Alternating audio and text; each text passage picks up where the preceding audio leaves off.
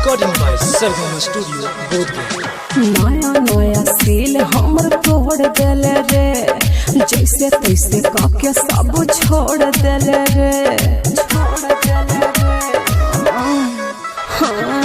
नया नया सील हमर तोड़ देले रे, जैसे तैसे काके सब छोड़ देले रे। तोरे आगे पीछे बगले से टूटल होगे, तोरे आगे पीछे बगले से टूटल होगे, तोरे सिलबट कैलेंडर से कूटल होगे, तोरे सिलबट कैलेंडर से कूटल होगे।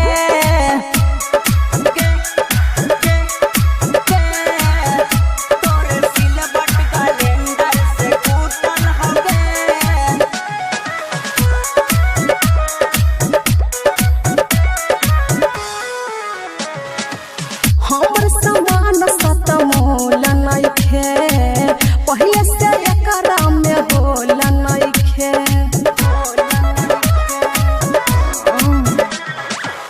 कोरी के ओरी कैसे करिया होगे, लगा हो तोरा भीतर मरिया होगे।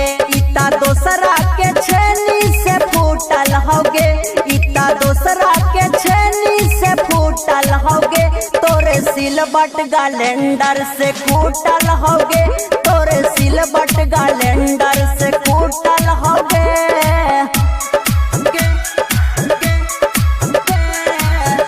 तोरे सिलबट कैलेंडर से कूटल होगे।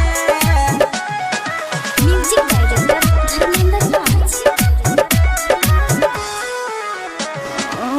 राजस्थानंदर बयान रोधा जी, नवरियारी से दलोड जी।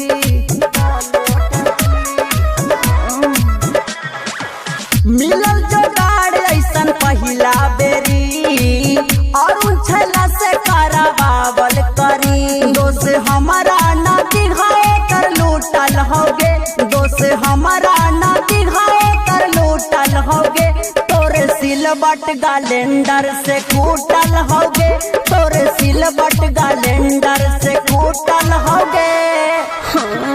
नया नया सील हमर तोड़ देले रे, जैसे तैसे काके सब छोड़ देले रे। तोरे आगे पीछे बगले से टूटल होगे, तोरे आगे पीछे बगले से टूटल होगे, तोरे सिलबट कैलेंडर से कूटल होगे,